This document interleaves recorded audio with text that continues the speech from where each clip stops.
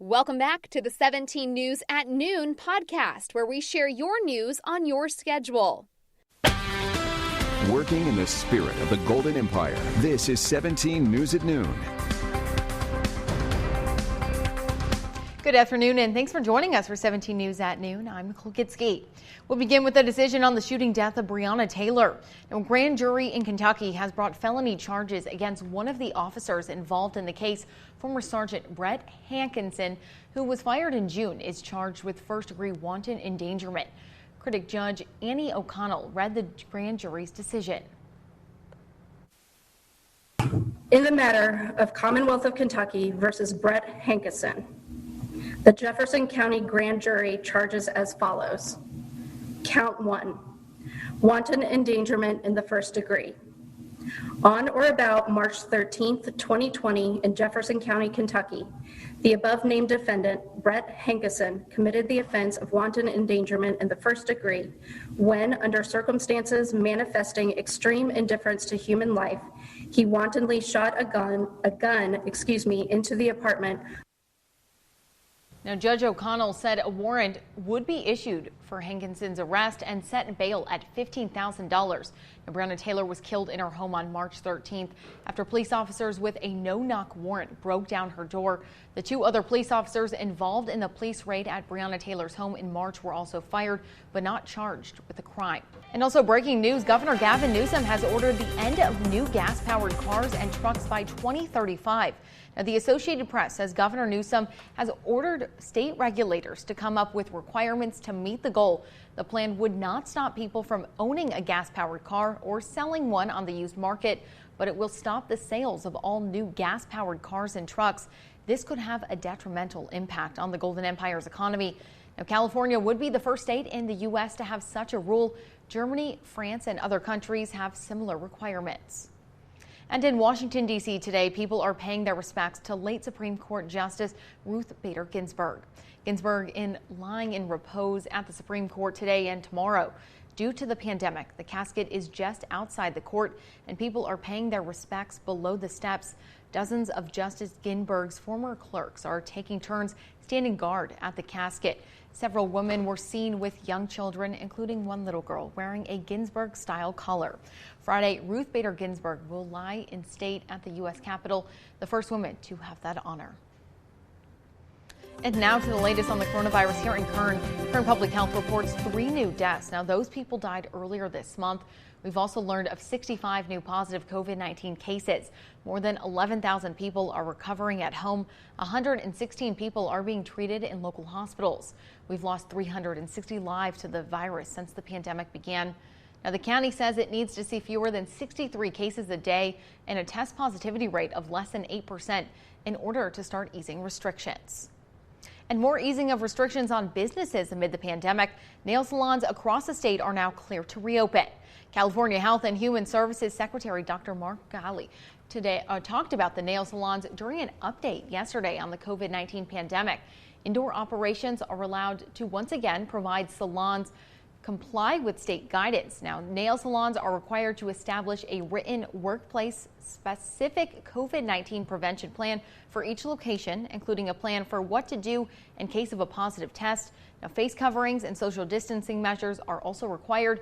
Kern County Administrative Officer Brian Alsop said on Twitter that operations at nail salons will be limited as they wait for more state guidance. And Houchin Blood Bank has announced it will no longer give any free COVID antibody tests after this month. Right now, every blood donation is automatically screened for antibodies, but that will end on September 30th. Houchin is still encouraging people to donate blood year-round and convalescent plasma to help others currently fighting COVID. Now, the 2019 agricultural crop report has been released, and it seems Kern County has a new top crop. According to the report released by the Department of Agriculture and Measurement Standards, almonds have taken the crown as the most profitable crop in the county, with a total produced value of more than $1.64 billion. The tenacious tree nut beat out the second most valuable crop, grapes, by nearly $218 million. And we're expecting an update today on progress towards expanding homelessness assistance in Bakersfield. The City Council is scheduled to hear a presentation on work at the mission at Kern County and the Bakersfield Homeless Center, both organizations expanding by about 40 beds each. Both expansions are expected to be complete in 2021. Now, taking a look in your education news, the Kern High School District approves an updated plan for the school year during a special meeting this morning. And the board hoped to replace the local control and accountability plan, which is approved each school year, with an updated plan that takes the pandemic into consideration. This includes how to continue learning either in class or at home, how to reach students or parents who aren't participating, and how to make up for lost learning. The board voted to change that plan this morning. And some financial relief for schools and organizations impacted by COVID-19 in the Valley, with $1 million set out to 15 recipients, courtesy of the Wonderful Company. Among those recipients, Cal State University Bakersfield.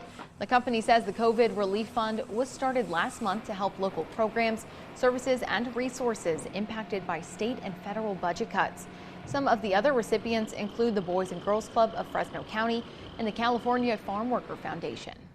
Well, now that it is fall, we are seeing some, cooler temperatures, as you could say. It's not 100 degrees, but we may expect some more, right, Kevin? Yeah, well, we're looking good. No major warm up, just those upper 90s. And again, air quality isn't too bad right now, so that's a good thing for us. Still holding on to that 84 degrees under a calm wind, visibility at 10 miles, and that's usually what we would see on a clear day. We're running into the upper 70s in Delano, 84 in Buttonwillow, and then for the mountains, 70s right now. 79 in Fraser Park and Tehachapi, and then up in the Kern River Valley, also right near 80 degrees. Temperatures today, 89 in Sacramento, lower 90s out of Fresno, and then down to the south in LA and San Diego, we're looking at mid to upper 70s. And again, the beach is clearing out. A nice day in Pismo with a high of 71 degrees, a west-northwest wind right around 5 to 10 miles per hour. So nice and comfortable. Still watching the system rolling into the Pacific Northwest, bringing a good amount of rain there. This is helping with our temperatures as well.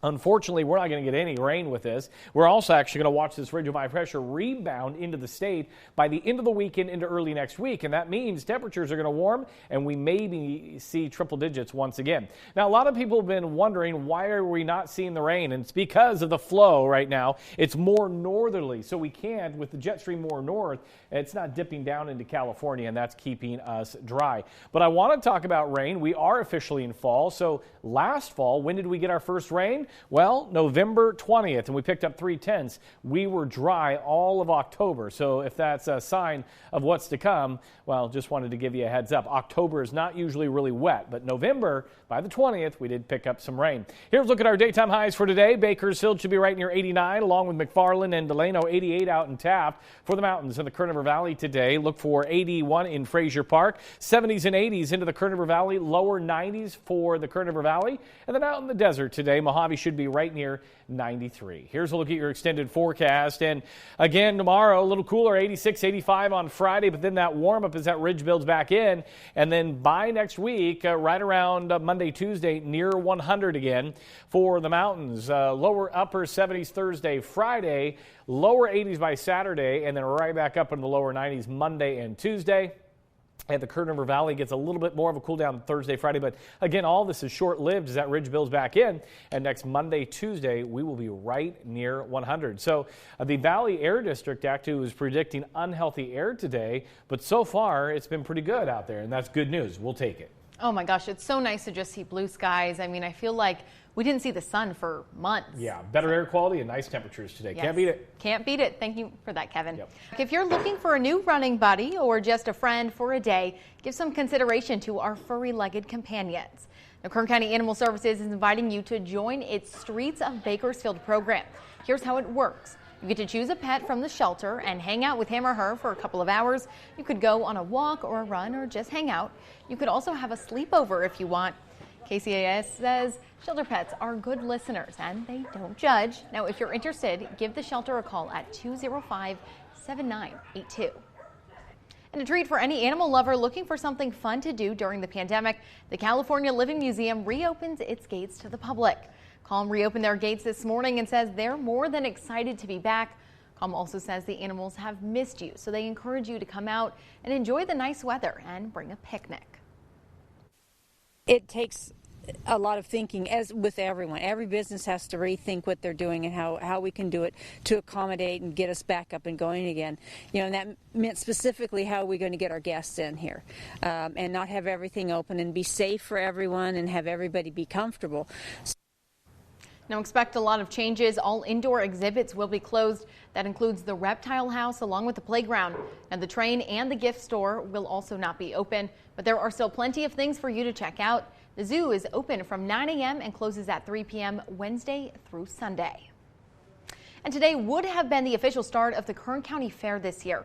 But even though it's been postponed until 2021, you can still get some of your fair favorite foods starting this week. The Fair Food Drive-Thru will start Friday and run through October 4th. It starts at 11 each morning at the P Street parking lot at the Kern County Fairgrounds. You'll be asked to stay in your car to pick up food. The board said it hopes this brings a little fun for everyone until next year when they can all celebrate in person. Well, Amazon reportedly plans to kick off this year's Prime Day on October 13th. The company has told warehouse workers they won't be able to take vacation between the 13th and the 20th, according to a notice seen by CNBC. Amazon confirmed in July it would be postponing Prime Day. The annual event is designed to entice new Prime subscribers, promote Amazon's products and services, and provide a sales boost in the middle of the year. Working in the spirit of the Golden Empire, this is 17 News at Noon. The 17 News at Noon podcast is a production of KGET and Nexstar Media Group. For more on all of the headlines in today's show, head to kget.com.